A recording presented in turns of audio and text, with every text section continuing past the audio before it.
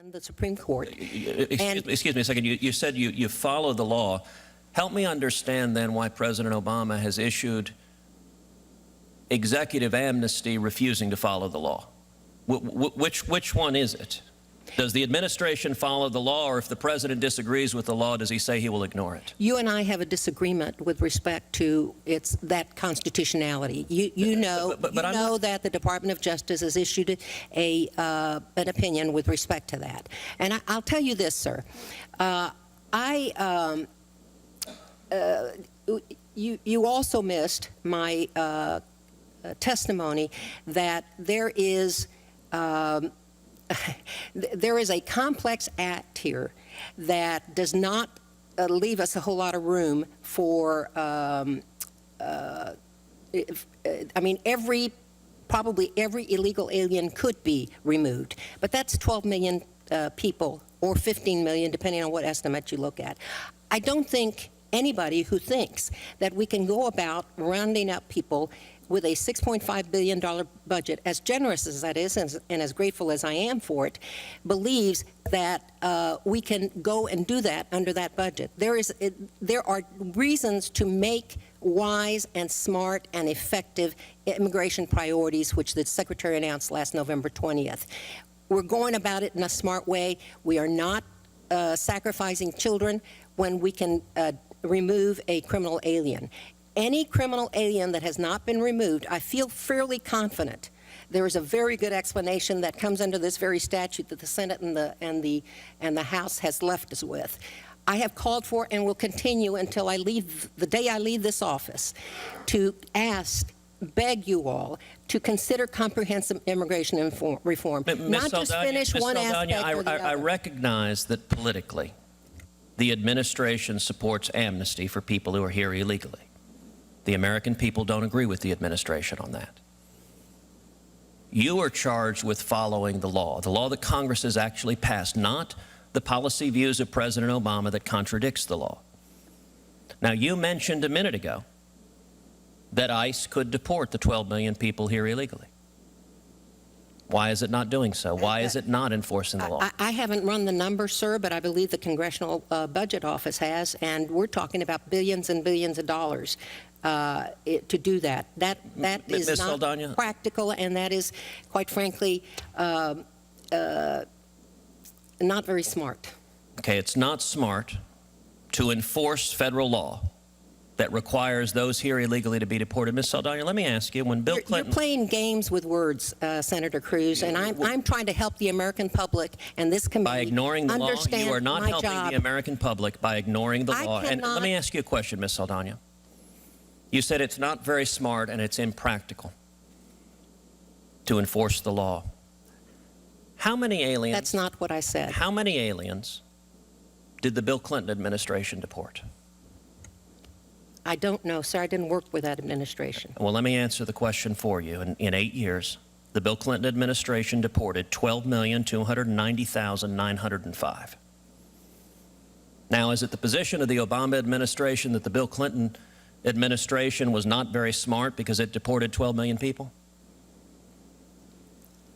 Is it the position of the... Are you serious about this question? You just said it's not very smart to use ICE's resources to follow federal law and deport criminal aliens who are here illegally. You're misrepresenting my testimony. Well, then you tell me what you said was not very smart. What I said was, we cannot, just as a United States attorney, I could not enforce 3,000 laws, including Migratory Fowl Act, with 100 attorneys covering 100,000 square miles. You know North Texas and my jurisdictions and 100 counties. I had to make tough decisions. Did I want every person who had broken the law, one of those 3,000 federal laws, to be punished accordingly? Yes, I did. But Ms. Saldana, if the Clinton administration could enforce the laws and deport over 12 million people with a smaller budget than your budget, why is the Obama administration unable or unwilling to enforce the law and do the same? I beg to differ with you, sir, but this administration is enforcing the law, and it's enforcing it in a very smart way with respect to the resources that we have. And Ms. Saldana, if this administration is enforcing the law, What should President Obama say to Kate Steinle's parents? What should President Obama say to Kate Steinle's father, who held his daughter in his arms and heard her last words, "Help me, Daddy"?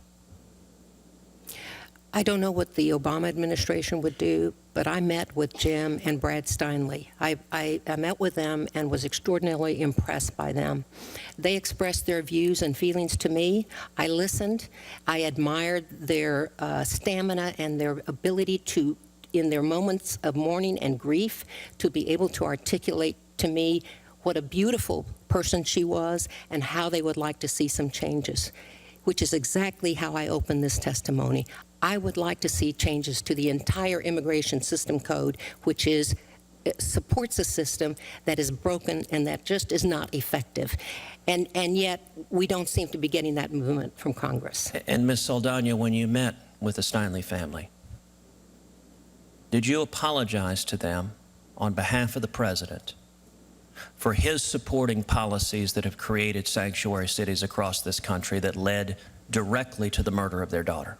I disagree with you that that's a statement of fact, sir, and I did not express that. So you did not apologize? I did express my condolences for their loss. But condolences are one thing.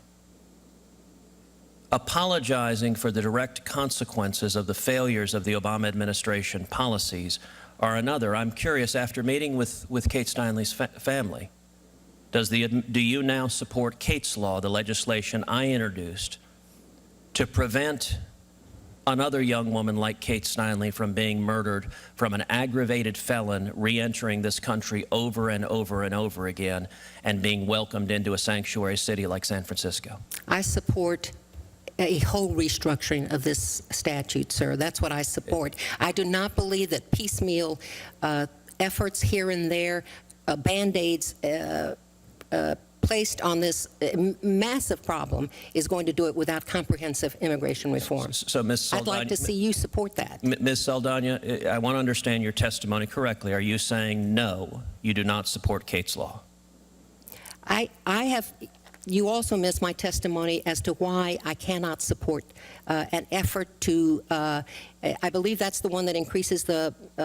It is a mandatory minimum of 5 years Right. for an aggravated felon who illegally re-enters this country, just like the murderer who murdered Kate Steinle. Last time I checked, there was very close to a majority of illegal aliens in our current prisons, and I think you're very much aware of the state of our current prisons and the fact that they're busting at the seams. So your position is there isn't room in prison for aggravated felons and murderers? I do not believe that increasing the minimum penalty is going to be the most effective thing. The most effective thing to do with our immigration laws is to reform the entire code. So I want to make sure that I understand the answer to your question. Your answer, if I understand it correctly, is no, you do not support Kate's Law. Is that correct? I don't support just putting a Band-Aid on the issue. I think we ought to have the backbone. Ms. Saldana, you're a very experienced lawyer. You know how not to answer a question. I'm asking a very simple yes or no. Do you support Kate's Law? I've already answered, sir. Is your answer no? I've already answered, sir. You all right. You want to play games, that's fine.